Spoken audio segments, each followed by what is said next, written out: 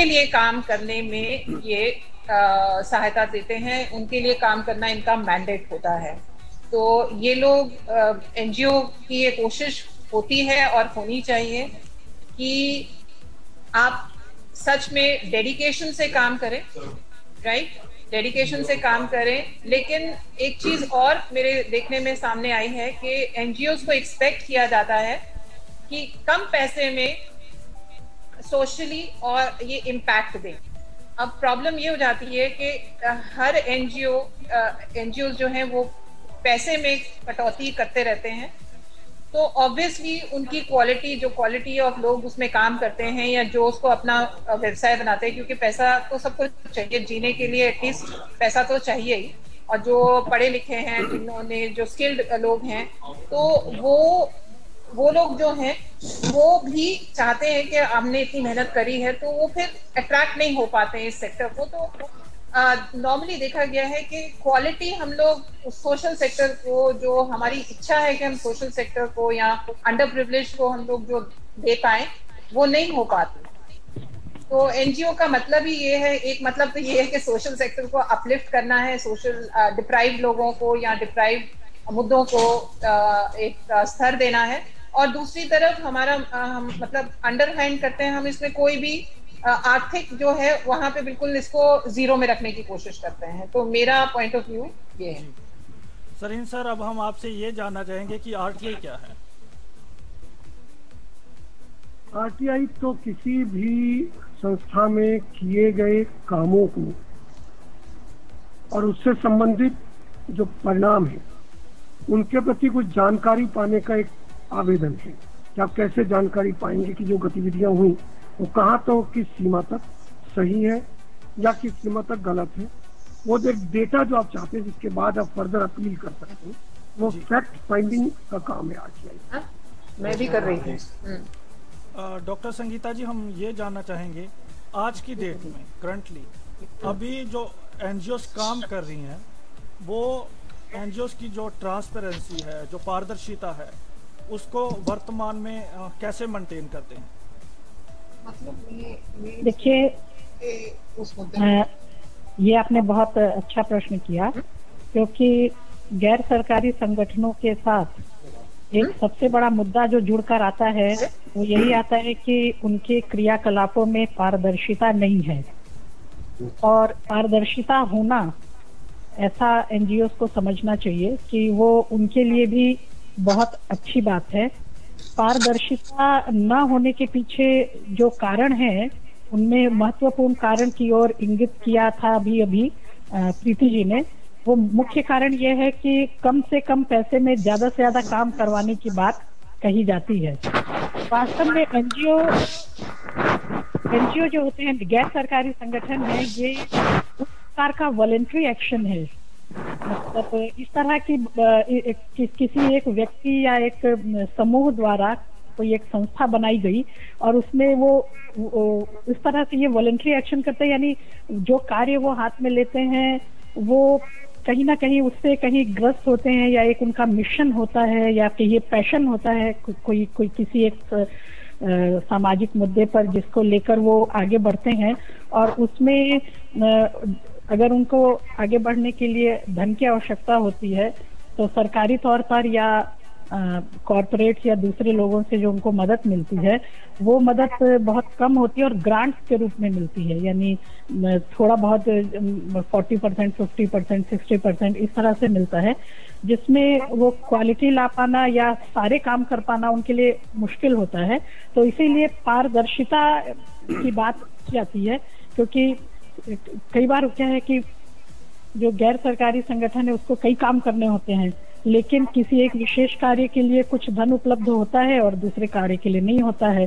तो उसको करना क्या होता है कि इधर से तो थोड़ा सा मतलब करना उसी के लिए है, लेकिन इससे करके इधर इस एक्टिविटी से लेकर उस एक्टिविटी में थोड़ा सा करना होता है, और जिसके लिए वो पारदर्शिता उतनी नहीं ला पाते हैं शायद, जिसके लिए बहुत क्रिटिसिज्म होता है एनजीओ का। मैं इस बात से इनकार नहीं करूंगी कि बहुत से एनजीओ ऐसे नहीं हैं जो जिस मुद्दे को लेकर, किसी एक विशेष मुद्दे को लेकर जो आगे बढ़े हैं, वास्तव में उनका उद्देश्य समाज से उस बुराई को दूर करना ही है।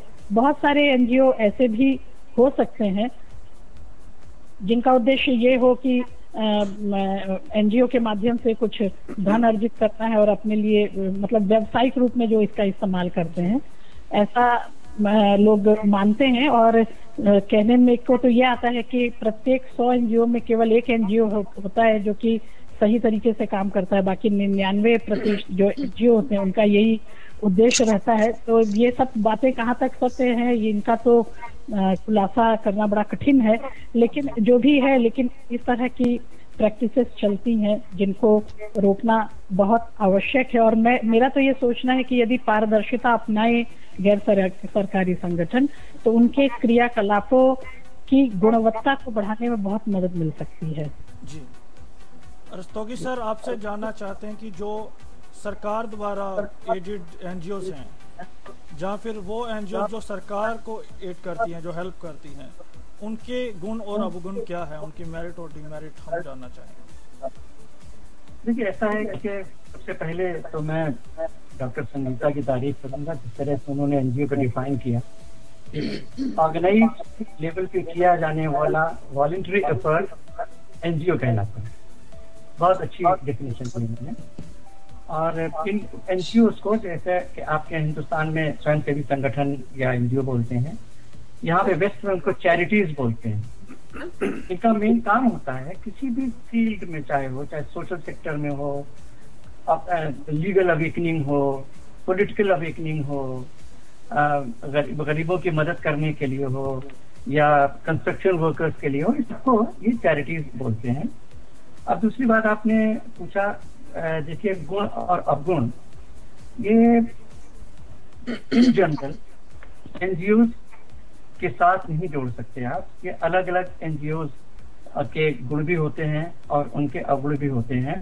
सबसे बड़ा गुण तो ये होता है, जैसा आप कई लोगों ने आपने कहा कि वो बहुत ऑस्टेरिटी के साथ काम करते हैं, कम पैसे में ज्यादा से ज्यादा काम करने की कोशिश करते हैं। लेकिन मैं यहाँ पे थोड़ा सा संशोधन करना चाहूंगा।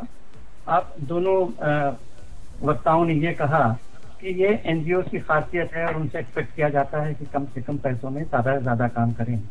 ये एक्सपेक्ट नहीं किया जाता, ये मजबूरी होती है, क्योंकि गवर्नमेंट ये नहीं कहती कि आप इसमें इतना पैसा खर्च करिए, तो आपको ग्रांट दे देती है। और ग्रांट के उनके कुछ टर्म्स एंड कंडीशंस होते हैं। इसके अलावा बाकी अगर आप ज्यादा खर्चा करना चाहते हैं, ज्यादा फंड रेज कीजिए, डोनेशन से, अपने फंड रेजिंग कैंपेन से रेज करके जितना चाहें जितने खर्च करें। जैसे आप देखेंगे बड़ी बड़ी जो इंटरनेशनल एनजीओज हैं या जो नेशनल लेवल की भी बहुत बड़ी बड़ी एनजीओज हैं, उनके पास बहुत पैसा है और बहुत अच्छा पे करते हैं। वो एक्टिविटीज चलाने के लिए भी बहुत खर्च करते हैं, उनके चाहे ट्रांसपोर्टेशन में है, चाहे एम्प्लॉइज के वेलफेयर में बहुत पैसा खर्च करते हैं। तो वो उनकी कोई ये कंडीशन नहीं है कि कम पैसों में ही आपको काम चलाना है। अगर आपके पास पैसे हैं तो आप करिए, लेकिन हाँ ये जरूर एक्सपेक्ट किया जाता है कि जो रेक्टिपिज्म से दूर होके और ऑस्टेरिटी के साथ आप कम पैसों में जितना ज्यादा काम कर पाएंगे उतना ज्यादा वेलफेयर कर पाएंगे। ये सबसे बड़ी खूबी होती है एनजीओ की। और दूसरी बात ये कि देखिए गवर्नमेंट सारा काम खुद नहीं कर सकती। आपने सुना होगा आजकल बड़ा मशहूर फ्रेज है कि small government with maximum governance. तो ये कैसे होगा? ये इसका एक बहुत बड़ा आर्म होता है एनजीओ सेक्टर। एनजीओ सेक्टर के जरिए ये जो काम फैलाए जाते हैं, ये ज्यादा एक तो ग्रास रूट लेवल के काम पहुंचते हैं, बेनिफिट लोगों को ज्यादा पहुंच सकता है, और जैसा मैंने कहा विद ऑस्टेरिटी पहुंच सकता है। अवगुण इसका एक यही है, संगीता ने कहा कि ट्रांसपेरेंसी नहीं होती है लोग एनजीओ में, ये बहुत बड़ा अवगुण है। दूसरा वहाँ पे अपना जो क्रोनिक कैपिटलिज्म वाली बात होती है, दूसरा ये जो भाई भतीजावाद होता है वो उसमें घर कर जाता है। लोग पैसा डोनेशन लेते हैं तो डोनर्स की शर्तों पे अगर लेते हैं पैसा तो वो बहुत बड़ा नुकसान पहुंचाता है सेक्टर को भी और हमारे इंटरनल सिक्योरिटी को भी। बहुत दफा इन सब बातों से बहुत खर्चा होता है, नुकसान होता है। ये अगर इसको प्रॉपर्ली रेगुलेट किया जाए और जैसा आज आपका विषय है कि इन सभी एनजीओ को आरटीआई के अंदर विद सर्टेन रिस्ट्रिक्शंस लाया जाए, तो इन कमियों को दूर किया जा सकता है और इनकी खूबियों से सोसाइटी को फायदा हो सकता है। जी, तो लिसनर्स लाइंस ऑन है रेडियो उड़ान की आईडी पर। आपका प्रश्न मुझे मिलने शुरू हो गए हैं और मैं बाकी भी लिसनर्स को बोल रहा हूँ, जो भी आपके सवाल हैं वो आप पूछ सकते हैं हमारी स्काइप आईडी RADIOUDAAN पर। जी, वेद प्रकाश सर, आपसे ये जानना चाहूँगा कि RTI कितना बड़ा रोल अदा कर सकती है एनजीओस की ट्रांसपेरेंसी को अश्योर करने के लिए? देखिए, RTI एक्ट अभी तक जितना इस्तेमाल किया गया है उससे आम आदमी को बहुत फायदा हुआ है और तभी से ये मांग उठी कि पॉलिटिकल पार्टीज भी RTI के अंतर्गत आएं और ये जो नॉन गवर्नमेंटल ऑर्गेनाइजेशंस हैं ये भी RTI के अंदर आए। वास्तव में सबसे पहली परेशानी ये हुई कि जब आम आदमी पार्टी बनी तब ये सवाल आया कि इनके पास फंडिंग कहाँ से आ रही है, और इन पर आरोप लगे, सच थे या नहीं थे वो जांच का विषय है, किंतु आरोप लगे कि इनको एनजीओज के थ्रू पैसा मिल रहा था। इसका मतलब क्या हुआ कि एनजीओज को पैसा मिल रहा था सामाजिक कार्यों के लिए और उसे राजनीतिक उद्देश्यों के लिए इस्तेमाल किया जा रहा था। बाद में कांग्रेस के समय में कुडनकुलम प्रोजेक्ट से संबंधित भी कुछ बातें सामने आई कि कुछ एनजीओज को उस प्रोजेक्ट का विरोध करने के लिए पैसा मिल रहा था। तो परेशानी वहां आती है जहां विदेशी मदद एनजीओज लेती हैं, और वो विदेशी मदद जो लोग देते हैं वो निश्चय ही अपना कुछ निहित स्वार्थ उनका उसमें होता है, बिना बात के कोई अपना पैसा खर्च नहीं करता है। और अभी सूचना ये है कि लगभग 10,000 करोड़ डॉलर प्रतिवर्ष विदेशों से एनजीओज के नाम पर आता है।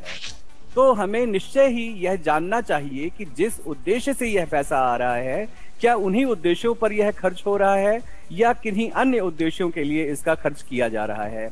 इसलिए यह जानना बहुत आवश्यक है और RTI के थ्रू, राइट टू इंफॉर्मेशन के थ्रू, प्रत्येक व्यक्ति सवाल पूछकर ऐसी बातों की जानकारी ले सकता है कि जिन उद्देश्यों के लिए कोई संस्था बनी है, कोई एनजीओ बनी है, उसकी ही पूर्ति वह कर रही है या किन्हीं अन्य कार्यों में संलिप्त है। जी, तो एक बात मैं चाहूंगा जी दानिश जी, देखिए जहाँ तक ये जो फॉरेन फंडिंग होती है इसको रेगुलेट करने का तो गवर्नमेंट के पास बहुत अच्छा इंतजाम है, FEMA है उनका, फॉरेन एक्सचेंज मैनेजमेंट एक्ट। उसके तहत ये बहुत अच्छे तरीके से उसको कंट्रोल कर सकते हैं।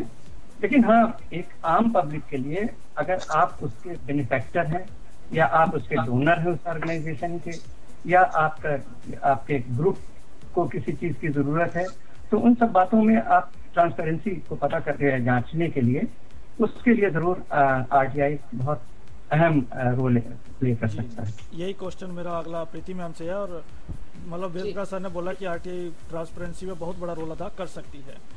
तो मैम आप ये मैं जानना चाहूँगा कि आप मानती हैं कि एनजीओस को RTI के अंडर आना चाहिए? अगर आप ऐसा मानती हैं तो मतलब क्या कारण है? देखिए, कारण बहुत सिंपल है, क्योंकि जिस उद्देश्य से एक एनजीओ स्थापित किया है उस फाउंडर ने, देखिए मैं उन एनजीओ की बात कर रही हूँ जो सिंसियरली एक रास्ते पे चलने की कोशिश कर रहा है।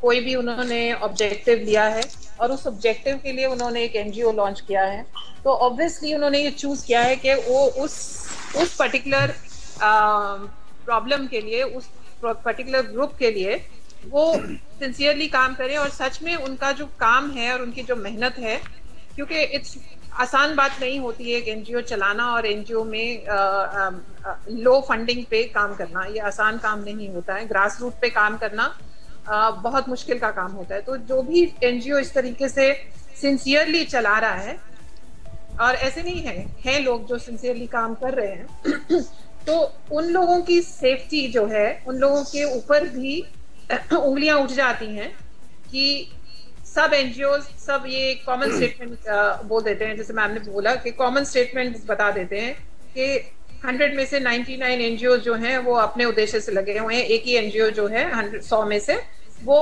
ठीक से काम कर रहा है।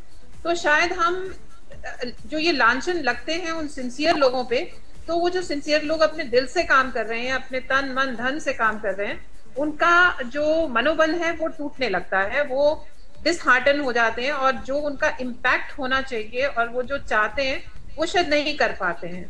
तो शायद आरटीआई के अंडर अगर ये चीज आए तो जो लोग सिंसियरली काम कर रहे हैं उनके लिए बहुत ज्यादा बेनिफिट होगा, क्योंकि they will be very happy कि आप इस चीज को एकदम पब्लिकली आप देखिए हम क्या काम कर रहे हैं, और शायद उनको सपोर्ट भी ज्यादा मिले और शायद उनको फंड रेजिंग में भी उनका असिस्टेंस हो और वो अपना काम अच्छी से कर सके, ना कि ये सभी खराब हैं, ये डिसेबल्ड हैं तो सब खराब है, ये एनजीओज हैं तो सब घपलाबाजी कर रहे हैं। तो ये सब एक ऑर्डिनरी जो एक साथ ग्रुप कर दिए जाते हैं, तो इससे जो सिंसियर लोग हैं उनको बहुत हानि होती है। तो मैं चाहती हूँ अगर ये ट्रांसपेरेंसी हो और आरटीआई के अंडर हो तो आई थिंक बहुत बेनिफिट रहेगा। तो यहाँ पर हमारी जो डिसेबल सोसाइटी के जो एनजीओ चला रहे हैं, एटलीस्ट हम इनमें किसी को कोई प्रॉब्लम नहीं है, इससे हमें ये मैसेज मिल रहा है। जी, इससे रस्तोगी सर मैं आपके पास आऊंगा। डॉक्टर संगीता जी, आपसे जानना चाहूंगा क्या कारण है जो एनजीओ भागती हैं आरटीआई के नाम से, जो आना नहीं चाहती, आपके अकॉर्डिंग क्या रीजंस हैं? जी, जैसा कि अभी सब लोग बता भी रहे हैं कि मान लीजिए आरटीआई के तहत, सूचना के अधिकार के तहत उनसे कुछ प्रश्न यदि किए जाएंगे तो निश्चित रूप से उनके पास उन प्रश्नों के उचित जवाब नहीं है, इसीलिए वो भागते हैं। लेकिन मुझे लगता है कि यदि आरटीआई के तहत इनको शामिल कर लिया जाता है एनजीओ को, जैसा कि 6 राष्ट्रीय दलों को, राजनीतिक दलों को भी किया गया है, तो इससे निश्चित रूप से जिन लोगों का उद्देश्य किसी सामाजिक विषय पर काम करने के नाम पर किसी एनजीओ को चलाना और उससे कुछ लाभ अर्जित करने का रहता है, उन लोगों को बीच में से मतलब उनको हटाने में मदद मिलेगी। और निश्चित रूप से जो सच्चे अर्थों में किसी सामाजिक बुराई के लिए कार्य करते हैं, उन लोगों को और अच्छा काम करने में इससे बढ़ावा मिलेगा। तो मुझे तो इसमें कोई नहीं दिखता है, कोई भी खराबी नहीं दिखती है यदि एनजीओ को भी इसके दायरे में ले आया जाए, आरटीआई के दायरे में। तो इससे उनकी एक तो उनमें लोगों की विश्वसनीयता बढ़ेगी, और जो एक जैसा कि बताया अभी प्रीति ने कि सभी एनजीओ को एक ही तराजू में रख के तोला जाता है, वो जो एक प्रवृत्ति है वो समाप्त होगी और अच्छे एनजीओ को आगे आने का मौका मिलेगा। इसलिए ये होने में कोई खराबी नहीं है। जी, डॉक्टर सरीन जी, हम जानना चाहते हैं आपसे कि वैसे भी हर एनजीओ का ऑडिट तो होता है उनके पास, फिर आपको लगता है कि ऑडिट की बजाय सोशल ऑडिट ज्यादा बेनिफिट हो सकता है और इसके लिए भी प्रयास होने चाहिए? मेरा तो दृढ़ मानना है कि ऑडिट के नाम पे सिवाय इसके कि जो सीए लिख के दे देता है चार्टर्ड अकाउंटेंट, उसकी रिपोर्ट को देखने के अलावा कभी कैजुअल विजिट वो भी बताकर हम इस समय आ रहे हैं आपके चीजों को देखने के लिए, उससे काम नहीं चलने वाला है। क्लियर कट सोशल ऑडिटिंग जब तक नहीं होगी, अगर मैं मान लीजिए कहता हूँ मैंने 4 कंप्यूटर खरीदे और 4 कंप्यूटर की स्लिप दिखा रहा हूँ, तो 4 वाकई में खरीदे या नहीं ये जानना भी बहुत जरूरी है। तो मेरा मानना है कि सोशल ऑडिटिंग आरटीआई से भी पहले जरूरी है कि सोशल ऑडिटिंग कायदे से। जी, डॉक्टर वेद प्रकाश जी, आपसे जानना चाहूंगा, आपको लगता है कि अगर एनजीओ आरटीआई के प्रोविजन में आ जाती हैं तो ये इनका जो वे है वो खराब हो जाएगा, जो स्मूथ वे है इनका? नहीं, मेरे ख्याल से आरटीआई में आने से जो संस्थाएं अच्छा कार्य कर रही हैं उनको कोई परेशानी नहीं होगी, क्योंकि उनके पास तो छिपाने के लिए कुछ है ही नहीं। और अधिकतर संस्थाएं जो हमारे डिसेबिलिटी के फील्ड में हैं, मुझे लगता है उनके साथ कुछ परेशानी नहीं है। आरटीआई के तहत उन संस्थाओं को परेशानी होगी जो डुप्लीकेट रिसीट्स इशू करते हैं टैक्स सेविंग के लिए। आप कुछ पैसा देते हो, उससे डबल की रिसीट आपको मिल जाती है कि टैक्स बेनिफिट आपको पूरा मिल जाए। फिर और तरह के प्रोटेस्ट ऑर्गेनाइज करने के लिए जो गलत किस्म की संस्थाएं हैं, उन्हें डरना चाहिए आरटीआई से। हम जो हमारी संस्थाएं, जिनको कम से कम मैं जानता हूं, उनमें से कोई संस्था ऐसी नहीं है जिसे आरटीआई से किसी किस्म की परेशानी हो सकती है। जी, तो रस्तोगी सर, क्या हम इसके बिना, आरटीआई के बिना, जैसे हमने पहले भी बात की थी, क्या आरटीआई के बिना हम जो पारदर्शिता है, ट्रांसपेरेंसी, क्या इसके बारे में सोच सकते हैं आरटीआई के? और अगर आपको ग्रीन एक इंसिडेंट हुआ था अभी ग्रीन पीस एनजीओ का, अगर आपने सुना हो, एक बहुत बड़ा अभी पीछे स्कैंडल हुआ था, तो ऐसी एनजीओ जब केस आ जाते हैं तो क्या ये सोसाइटी को एक नेगेटिव व्यू देते हैं कि that's why they don't want to come under RTI? वहाँ भी विदेश, जैसे जय प्रकाश सर ने बड़ा अच्छा पॉइंट किया था विदेश वाला, तो ग्रीन पीस में बिल्कुल ऐसा ही हुआ था एनजीओ में। देखिए, ऐसा है कि आरटीआई आने से सबसे बड़ा फायदा तो ये होगा कि जो मशरूम ग्रोथ है ना एनजीओ में, सेक्टर में, वो चेक हो जाएगी, रुक जाएगी। इस समय हिंदुस्तान में millions and millions of NGO काम कर रही हैं, और अगर आप ये माने कि एक एनजीओ 100 लोगों का भी भला करे तो हिंदुस्तान में आज के दिन किसी तरह की कोई प्रॉब्लम्स ही नहीं रहनी चाहिए। होता क्या है कि जिसका जी चाहा अपना बस रजिस्ट्रेशन कराया रजिस्ट्रार सोसाइटी एक्ट के तहत और एक एनजीओ बना ली, और फिर काम अपने हिसाब से किया, अपने आप रखा कर धरा के धरा रह जाता है। तो एक ये आरटीआई के अंडर में आने से एक ये बहुत बड़ा फायदा होगा कि मशरूम ग्रोथ रुक जाएगी। और लेकिन नुकसान ये होगा आरटीआई के आने से कि जो बहुत सारे छोटे ऑर्गेनाइजेशन से काम अच्छा कर रहे हैं, उनके पास रिसोर्सेज नहीं है, उनके पास ट्रेनिंग नहीं है, उनके पास नो हाउ नहीं है, तो रिकॉर्ड्स वगैरह वो उतनी अच्छी तरह से मेंटेन नहीं कर पाते जो कि किसी भी आरटीआई का जवाब देने के लिए उनको चाहिए होगा। इसलिए मैंने कहा कि आरटीआई जरूरी है with certain provision, certain restriction, और कुछ जो छोटे एनजीओ अच्छा काम करने हैं उनके लिए, उनके प्रोटेक्शन के साथ साथ। अगला सवाल जो आपने पूछा कि क्या आरटीआई के बगैर इन पे कंट्रोल नहीं किया जा सकता, जरूर किया जा सकता है।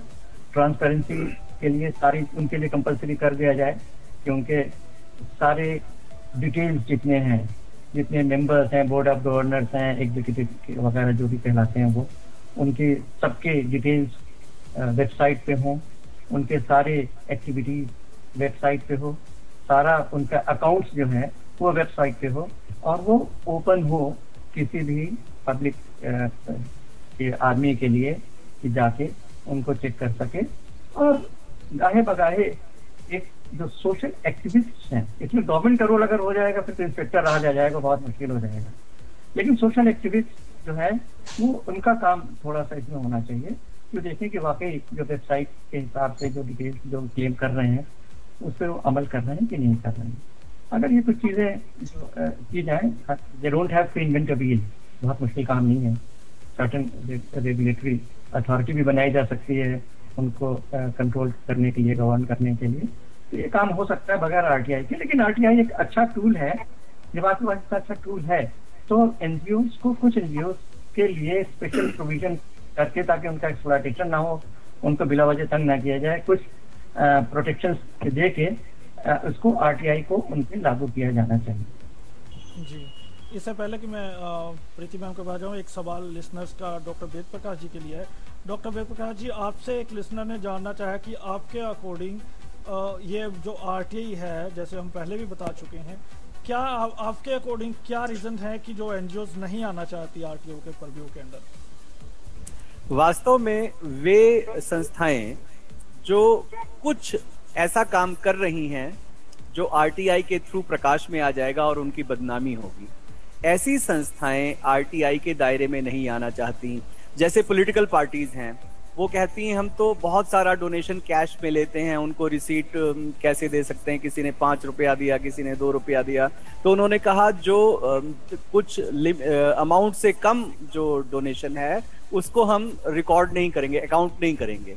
ऐसे ही एनजीओज भी छोटे छोटे बहाने बनाती हैं कि हमें रिकॉर्ड मेंटेन करने के लिए पैसा चाहिए, हमें स्टाफ चाहिए, हमें और बहुत सारे रिसोर्सेज चाहिए सिर्फ आरटीआई का जवाब देने के लिए। आरटीआई का जवाब देने के लिए एक ऑफिसर रखना होगा हर लेवल पे, तो उसमें पैसे खर्च होंगे। जो पैसा विकास में खर्च होता है वो इन चीजों पर खर्च हो जाएगा। लेकिन वास्तव में जो संस्थाएं काम कर रही हैं विकास का, या जिन उद्देश्यों के लिए वे संस्थाएं बनी हैं वही काम कर रही हैं, उनको किसी प्रकार की कोई आपत्ति नहीं है, ना ही उन्होंने कोई ऑब्जेक्शन रेज किया है। जी, प्रीति मैम, मैं आपसे जानना चाहूंगा, आपको नहीं लगता अगर एनजीओज आरटीआई के प्रीव्यू अंडर आती हैं तो एक फंडिंग में बहुत बड़ी प्रॉब्लम हो जाएगी, लोग डरेंगे जहाँ बहुत कम फंड हो जाएगा। नहीं देखिए, फिर वो ये एक बहुत फाइन लाइन है। वही जो सिंसियरली जो काम कर रही हैं, जो ट्रांसपेरेंटली काम कर रही हैं, उनको इस बात से कोई फर्क नहीं पड़ेगा। ये फर्क फिर वहीं पे पड़ेगा जहां पे जो कह रहे हैं वो काम नहीं हो रहा है। किसी भी चीज का फर्क तभी पड़ता है। देखिए, एक सेइंग है, birds of a feather flock together. मुझे भी वही फंडिंग देगा जो, अगर मैं एनजीओ चलाती हूँ तो मुझे भी वही फंडिंग देगा जो सिंसियरली उस काम के लिए फंड देना चाहेगा। क्योंकि मुझे कोई गलत काम के लिए अप्रोच करेगा ही नहीं, क्योंकि मेरी शक्ल पे और मेरे काम में कहीं उन्हें वो लूप होल नहीं मिलेगा कि हम प्रीति जी को कह के इस तरीके से अपने फंड को मैनिपुलेट करें। तो मेरे पास ऐसे फंडर्स तो ऑलरेडी नहीं आ रहे हैं, तो आगे भी आरटीआई के अंडर आएगा तो ट्रांसपेरेंसी बढ़ेगी। तो शायद मेरे फंडर को भी कॉन्फिडेंस होगा कि हमने आज इनको इतना दिया है, कल हम ज्यादा दे सकते हैं, क्योंकि अब तो हमें और कॉन्फिडेंस हो गया है। तो जो गड़बड़ की रास्ता लेते हैं या जो इनकरेक्ट रास्ते लेते हैं, ये सब हेडेक उन लोगों की है। ये उस सेक्शन की हेडेक नहीं है जो सिंसियरली अपना काम करना चाहते हैं। और फंडर्स भी सारे खराब नहीं होते हैं। कुछ फंडर्स बहुत सिंसियर होते हैं, बहुत डेडिकेटेड होते हैं, लेकिन आजकल फंडिंग में दिक्कत भी इसलिए ज्यादा आ रही है क्योंकि वही जो मैंने पहले कहा था कि सबको एक ही टोपी पहना दी है कि एनजीओ के नाम पे सब गड़बड़ है। तो आई थिंक ये जो आरटीआई है, ये मेरे हिसाब से ये फंडिंग को भी बढ़ावा देगी। जो अच्छी फंडिंग है, जो सिंसियर लोग फंडिंग करना चाहते हैं, बहुत पैसा लोगों के पास जो देना चाहते हैं, लेकिन वो डरते नहीं देते हैं कि क्या होगा, तो उनको शायद और कॉन्फिडेंस मिलेगा। जो हम पैसा एक ऑर्गेनाइजेशन को दे रहे हैं तो वो जवाब हम भी पूछ सकते हैं कि क्या किया आपने पैसे से। सो आई थिंक ये तो पॉजिटिव ही होगा हर तरीके से। फंडिंग में अच्छे जो काम करने वाले एनजीओज हैं उनके हाथ ही मजबूत होंगे। जी। तो डॉक्टर संगीता जी, इस पे आपके भी थोड़े से विचार चाहेंगे, आप भी एनजीओ पे हैं। और एक सवाल है लिसनर का, ये इनका सवाल है कि आपके अकॉर्डिंग जो फॉरेन का जो पैसा आता है, जो एनजीओ फॉरेन फंड लेती है, क्या उसे बैन कर देना चाहिए? जो फॉरेन फंडिंग है उसे बैन कर देना चाहिए? हेलो जी, मैं हमारे साथ मधु सिंगल मैम भी जुड़ गए हैं, the founder member of Mitra Jyoti. We will also ma'am, we will get back to you and just be with us. जी, आपका पहला प्रश्न आपका ये था कि क्या एनजीओस के लिए आरटीआई के तहत उसके एम्बिट में आना, उसके क्षेत्र में आना उनके लिए फायदेमंद होगा या लाभप्रद होगा?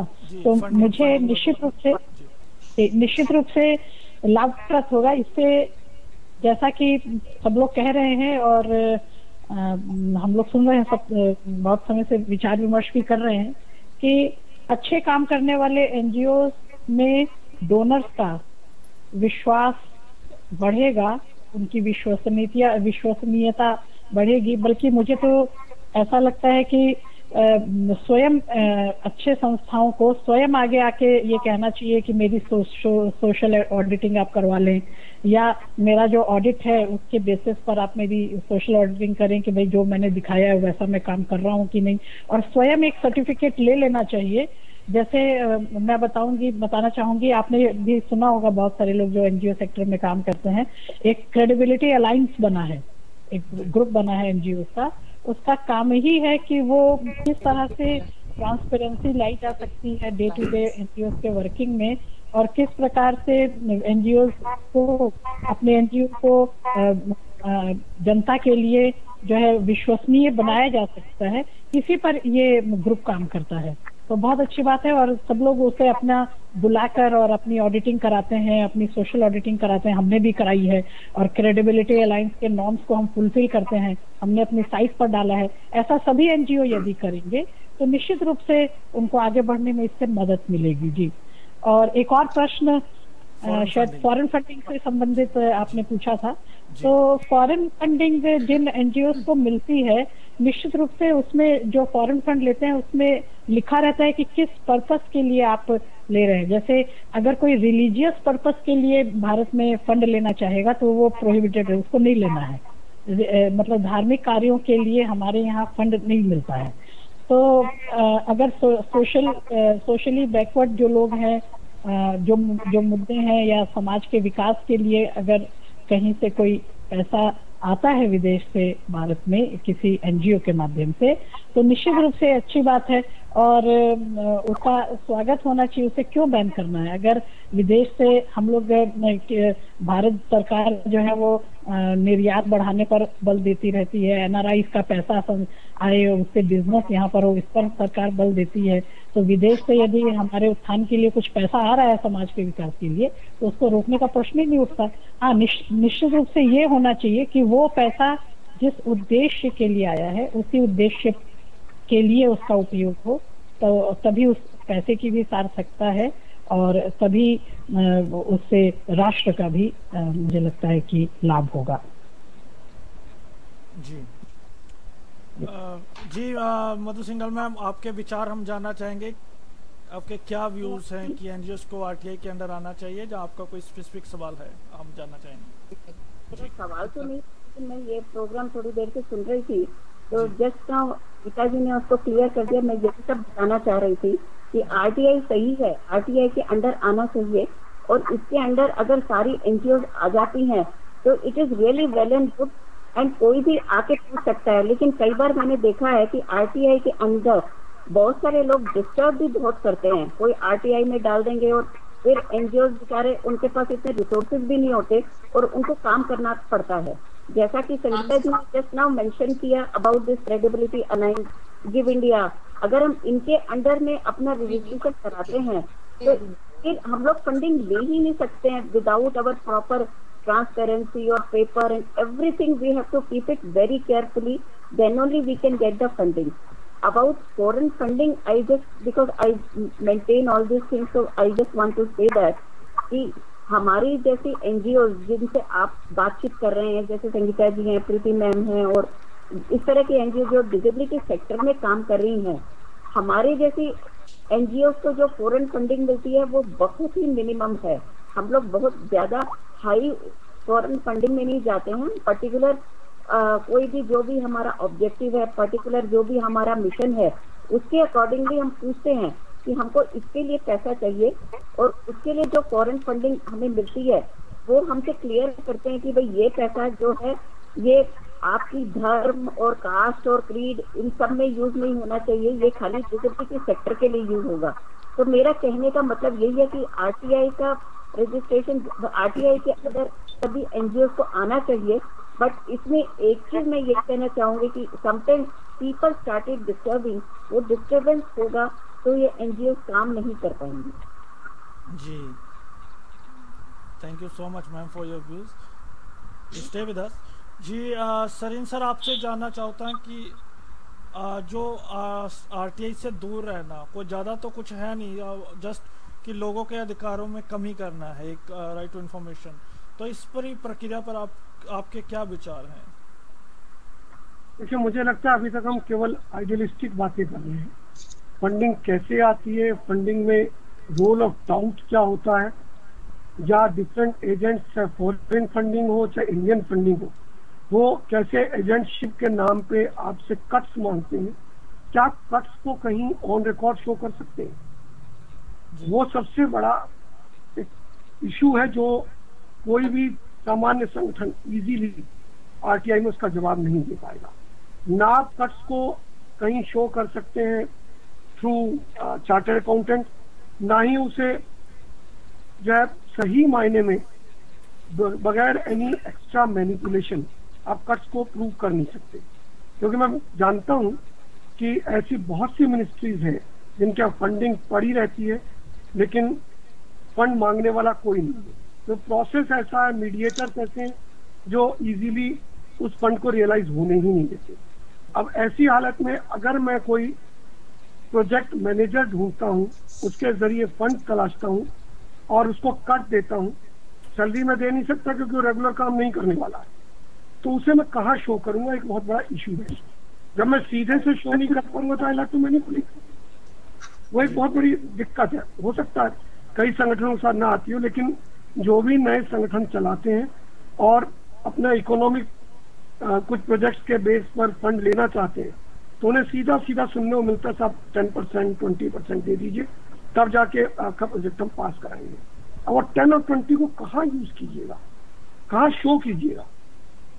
जब आप एक स्टेप बेईमानी का शुरू करते हैं तो it becomes a vicious circle.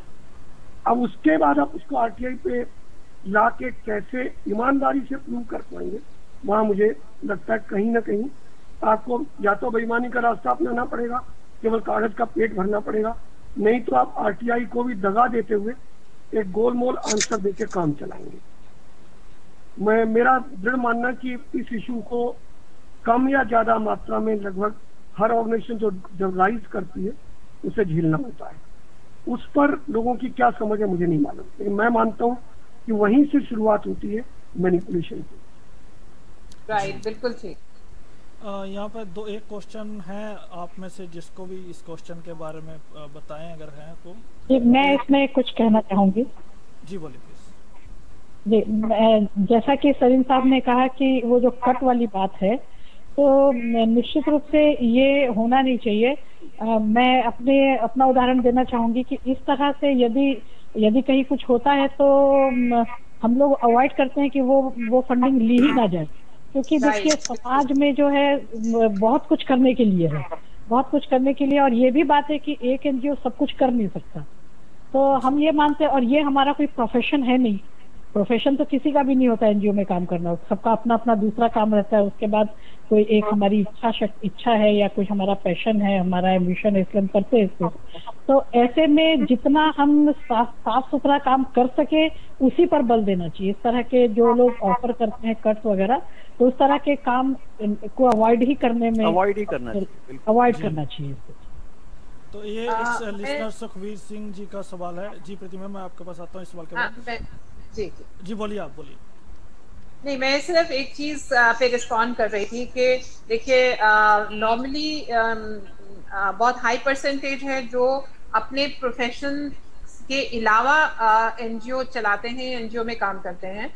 तो उससे क्या होता है कि हमारा फोकस डिवाइड रहता है। ऑब्वियसली जो हमारा प्रोफेशन है, जहाँ से हमारी दाल रोटी चल रही है, हम उसको हमेशा हमें अपना नंबर 1 देना पड़ता है। तो हम एनजीओ की तरफ शायद उतना ध्यान नहीं दे सकते। आई थिंक अब समय आ गया है कि एनजीओ एक प्रोफेशनली क्वालिटी प्रोफेशन के रूप में भी निकल के आए, और जो लोग इसमें टोटली अपने आप को डेडिकेट करना चाहते हैं वो उस लेवल से डेडिकेट कर सके, ताकि जो बेनिफिशियरी है या कोई भी इशू है जिसके लिए वो काम कर रहे हैं, तो उसमें एक्चुअली साइजेबल क्वालिटी इम्पैक्ट आए आगे जाके।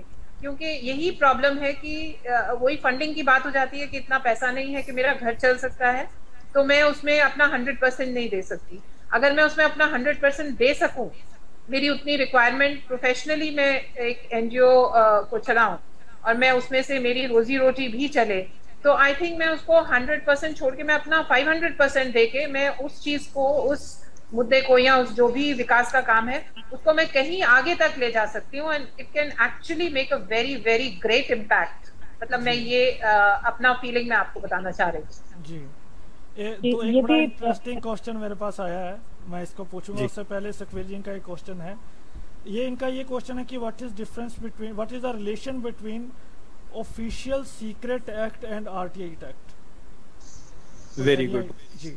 ऑफिशियल सीक्रेट एक्ट जो है वो कुछ चीजों पर लागू होता है, खासतौर पर जो हमारे शपथ लेकर मंत्री बनते हैं या दूसरे पदों को ग्रहण करते हैं, उनको सीक्रेसी की ओथ लेनी होती है। इसी प्रकार से जो हमारे सेंसिटिव जगहें हैं, जैसे मिलिट्री है और सिक्योरिटी फोर्सेस हैं, रॉ है, आईबी है, इनमें से बहुत सारी बातों को हम डिस्क्लोज नहीं करते, और हर आदमी जो संवैधानिक पदों पर है उसको आईबी के थ्रू या दूसरी एजेंसीज के थ्रू बहुत सारी कॉन्फिडेंशियल बातें पता लगती हैं, तो उसको डिस्क्लोज ना करने की शपथ ली जाती है। और यही शपथ आपका मतलब एक एक्ट के तहत आती है जो ऑफिशियल सीक्रेसी एक्ट होता है। जबकि आरटीआई उन चीजों के लिए है जो उस एक्ट में नहीं आते। जैसे हम आर्मी की बहुत सारी चीजों के बारे में आरटीआई से नहीं पूछ सकते क्योंकि वो ऑफिशियल सीक्रेसी एक्ट में आता है। जो ऑफिशियल सीक्रेसी एक्ट में नहीं आता उसी को हम आरटीआई के थ्रू उसी के बारे में जानकारी ले सकते हैं। जी। तो अगला क्वेश्चन मेरा प्रीति मैम आपसे और डॉक्टर संगीता जी आपसे भी एक दो सवाल एक आया है। ये लिसनर ये पूछ रहे हैं कि जब आरटीआई एक्ट बनाया गया तब एनजीओ को उसके अंदर क्यों नहीं डाला गया, कहाँ चूक हो गई? हाँ जी, मैं जवाब दूं? जी जी देखिए, मेरे हिसाब से एनजीओ को हमारे देश में एनजीओ को और सोशल सेक्टर को और जो अंडर प्रिविलेज हैं उनको उतनी इम्पोर्टेंस हम समझते ही नहीं हैं। जो रेगुलर सोसाइटी है उनको नहीं लगता कि ये जो सेक्टर है ये किसी काम से है या किसी ये इसमें सीरियसनेस है ही नहीं। ठीक है, ऐसे ही जो आया मुंह उठाया उसने 4 लोगों का भला करना शुरू किया, एनजीओ बना लिया। ठीक है, तो ये सीरियसनेस था ही नहीं, सीरियसनेस है ही नहीं। तो इसीलिए हम जो काम करते हैं हम सिर्फ बेनिफिशियरी ही रह जाता है। वही बात आ जाती है कि सीरियसनेस इस सेक्टर में है ही नहीं। इसलिए शुरुआत में मेरे हिसाब से जब ये आरटीआई शुरू हुआ था तो एनजीओ की तरफ देखा ही नहीं गया, और बहुत सारे सीरियस मुद्दे थे जिससे बहुत बेनिफिट है या जो हर एक की लाइफ को इम्पैक्ट करता है। क्योंकि जो लॉ मेकर्स हैं, जो रूलर्स हैं आज की डेट में, तो वो रूलर्स हैं, उनके यहाँ सेंसिटिविटी नाम की कोई चीज कम ही नजर में आती है।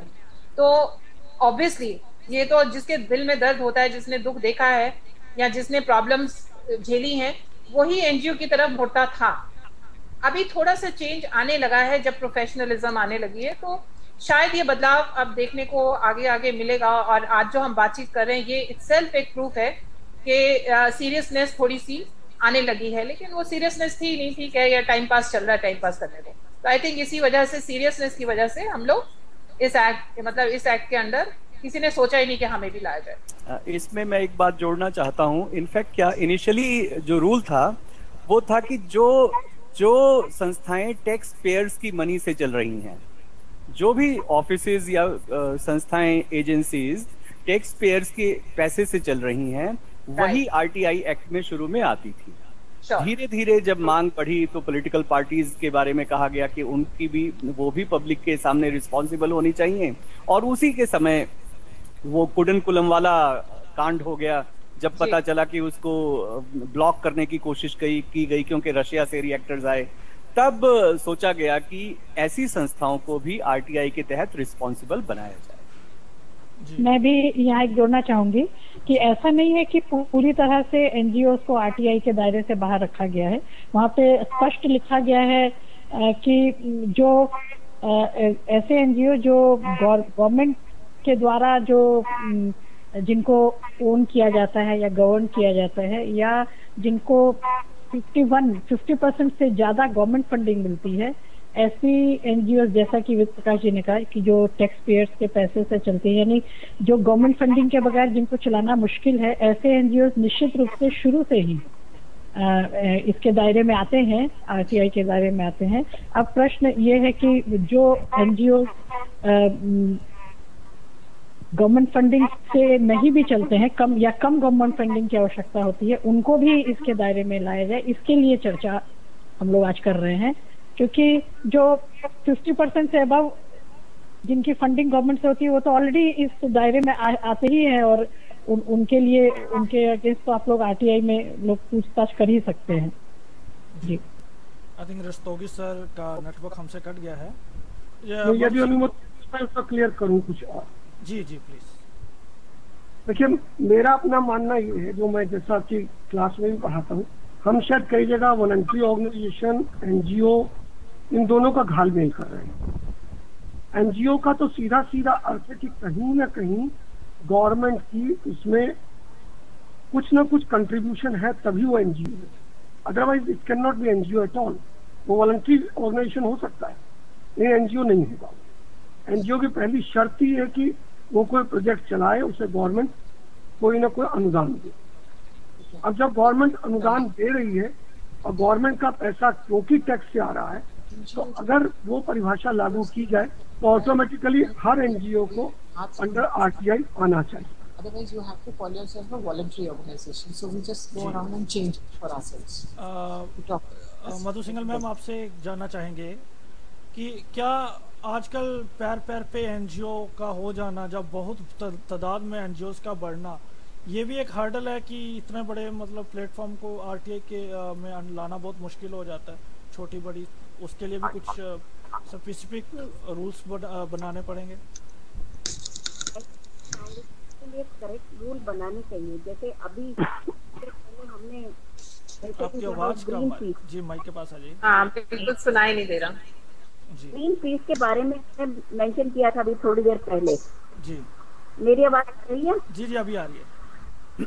हाँ, हमने थोड़ी देर पहले ग्रीन पीस एनजीओ के बारे में अनाउंस किया था। तो लाइक जो कि हम लोग चला रहे हैं, और एक एनजीओ जैसे कि Action Aid, Greenpeace, Plan International, ये बहुत बड़ी एनजीओ है। एंड डॉक्टर सलीम ने सही कहा है कि भाई हम लोग इसको इकट्ठा कर रहे हैं कि भाई एनजीओ और एक वॉलंटरी ऑर्गेनाइजेशन, और आजकल इसके बहुत सारे अलग अलग नाम हो गए हैं। DPO, disabled people organization, the person who is disabled is running an organization called it DPO. तो मेरा कहने का मतलब है इसके लिए भी कुछ ऐसे रूल्स बनने चाहिए कि हम इसको डिफाइन कर सकें कि एनजीओ क्या है, डीपीओ क्या है, और वॉलंटरी ऑर्गेनाइजेशन क्या है। एक मिनट, मैं कुछ क्लैरिफाई करूं यहाँ क्या? हाँ जी, प्लीज। ऐसे है, जो भी संस्थाएं उन 1860 के सोसाइटी रजिस्ट्रेशन एक्ट में आती हैं, वो सब एनजीओज हैं। उनका आप नाम कुछ भी रखते रहे हैं, लेकिन वो सब एनजीओज ही हैं। दूसरी बात, जो इंटरनेशनल, हाँ जी, ऐसा नहीं है सर, मतलब ये नहीं कहिएगा कि मैं अपनी को, जैसे ग्रीन पीस है, उसको गवर्नमेंट से कोई पैसा नहीं मिलता, लेकिन उसे एनजीओ ही ट्रीट किया जा रहा है। 400 करोड़ के ट्रांजैक्शन जब बहुत बड़े लेवल किया, हजारों करोड़। हाँ, लेकिन गवर्नमेंट से उसको कोई पैसा नहीं मिल रहा है, लेकिन उसको एनजीओ ट्रीट किया जा रहा है। सर देखिए, एकेडमिकली स्पीकिंग आप उसे एनजीओ नहीं कह सकते, लेकिन गवर्नमेंट तो कह रही है ना। ये गवर्नमेंट कहने क्या होता है, और सभी समाचार पत्र इत्यादि भी कह रहे हैं। हम लोग एकेडमिक्स में पढ़ाते नहीं है इसको। इनफैक्ट जो गवर्नमेंट ऑर्गेनाइजेशन नहीं है वो एनजीओ है।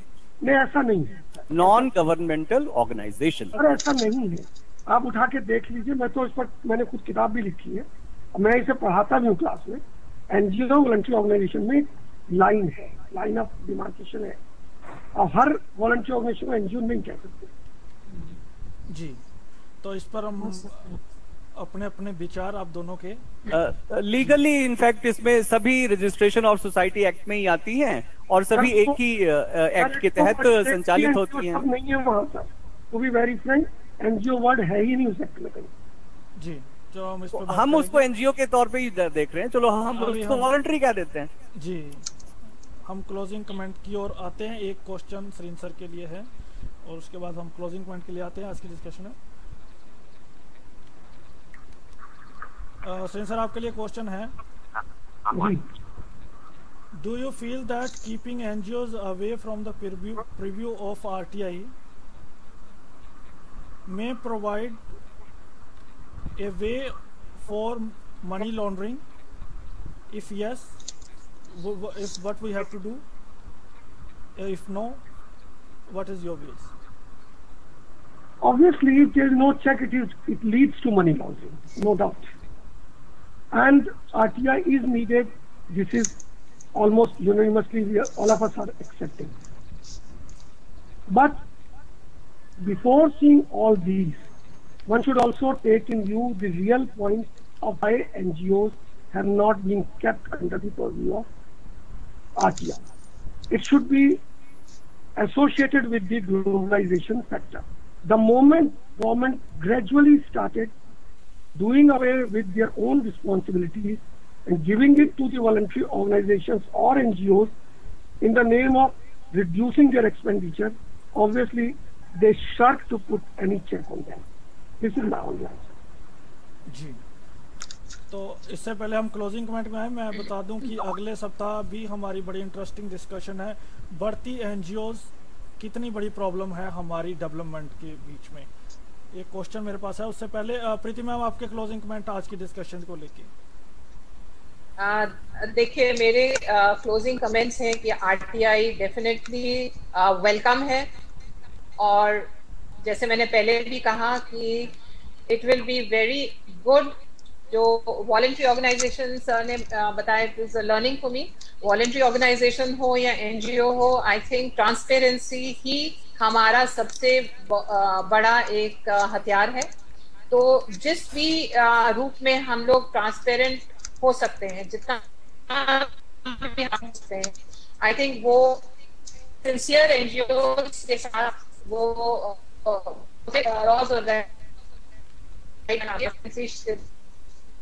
जी आवाज ब्रेक हो रही थी।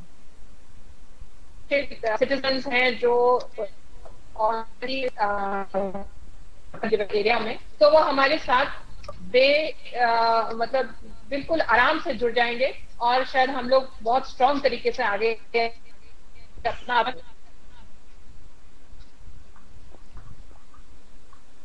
आपकी आवाज ब्रेक हो रही है। आ रही है? हाँ, अभी आ रही। जी जी।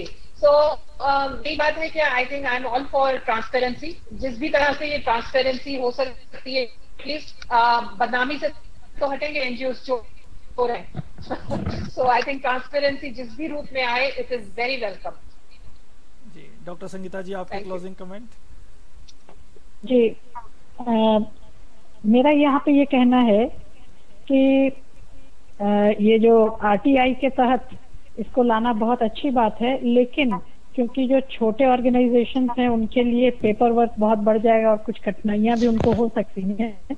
इसके लिए एक विभाजक रेखा होनी चाहिए कि भाई 25 लाख से अधिक जो एक्सपेंस करते हैं एक साल में, या 20 लाख से अधिक, या 50 लाख से अधिक, उन एनजीओ को आरटीआई के दायरे में लाया जाए, और जो छोटे एनजीओ हैं जिनका एक्सपेंसेस कम है, उनको उससे बाहर रखा जाए, जिससे कि एक बड़ी संख्या में एनजीओ को आरटीआई के दायरे में लाने से भी बच जाएंगे, और छोटे एनजीओ को परेशानी भी नहीं उठानी पड़ेगी। जी, थैंक यू मैम। जी, मधु सिंगल मैम, आपके क्लोजिंग कमेंट। मैं यही कहना चाहूंगी कि आरटीआई इज गुड थिंग, मतलब we should come under this, but इसके साथ साथ as we have mentioned about this credibility alliance, some checklist should be there जिसके अंदर हमारी we should be transparent, and कोई ऐसा हो एजेंसी जो कि इस सबको चेक करके हमको एक सर्टिफिकेट दे सके, तो that is I feel that more important। जी, हमारे साथ रस्तोगी सर भी जुड़ गए हैं। जी, रस्तोगी सर, आपसे ही जानना चाहेंगे आपकी क्लोजिंग। सबसे पहले तो सॉरी कि हम डिस्कनेक्ट हो गए थे आप लोगों से। जैसा कि मैंने शुरू में कहा था, और मेरा ये फॉर्म है कि आरटीआई जरूर लागू होना चाहिए सभी एनजीओज पे विद सर्टेन सेफगार्ड्स, ताकि उनका एक्सप्लॉयटेशन ना हो, उनको अननेसेसरी हैरेसमेंट का सामना ना करना पड़े। सर, आपके क्लोजिंग कमेंट। मैं शायद थोड़ा सा ज्यादा टाइम लूँ अगर आपका समय है तो। मैं पहली बात तो ये मानता हूँ, हमें इसको जरूर देखना चाहिए कि why basically like mushroom NGOs are constantly increasing. इसके कारण को ढूंढना जरूर चाहिए, जिसके कारण को अगले डिस्कशन में ढूंढेंगे आप सभी के साथ। नहीं, वो तो ठीक है। और जहाँ तक आरटीआई बात है, मुझे बिल्कुल उसमें कोई शुबा नहीं कि आरटीआई ना हो, आरटीआई तो होनी ही चाहिए। लेकिन वही है कि आरटीआई को जितना आप जो है अननेसेसरी एडमिनिस्ट्रेटिव दांवपेच से बचा सके, उतना संगठनों के हित में भी, उनके काम करने के हित में भी। जी, वेद प्रकाश सर, फाइनली आपके वर्ड्स। जी, आरटीआई ये तो सभी सहमत है कि होना चाहिए, जरूर थोड़े सेफगार्ड्स की जरूरत है, और उसके लिए हम ये कर सकते हैं कि जो छोटी छोटी आरटीज हैं, एक अपना सब मिला के एक आरटीआई ऑफिसर रख सकती हैं, जैसे all India confederation of the blind है, इस तरह की कोई चीज बना सकती हैं। और मुझे लगता है छोटी संस्थाओं से, ये जर्नलिस्ट लोग ज्यादातर आरटीआई क्वेश्चन पूछते हैं, और इनको वही संस्थाएं दिखाई देंगी आरटीआई से संबंधित सवाल पूछने के लिए, जहां से इनको कुछ लगेगा कि कुछ गड़बड़ हो रही है या मनी लॉन्ड्रिंग हो रही है। अदरवाइज सरकार को तो सब जानकारी पहले से ही होती है, सरकार तो कोई सवाल आरटीआई में पूछेगी नहीं, ज्यादातर आम पब्लिक सवाल पूछेगी, और वो उन्हीं से पूछेगी जहां, तो कहते हैं जहां धुआं होता है वहीं आग लगने की मतलब पता चलता है कि कहीं ना कहीं आग लगी हुई है।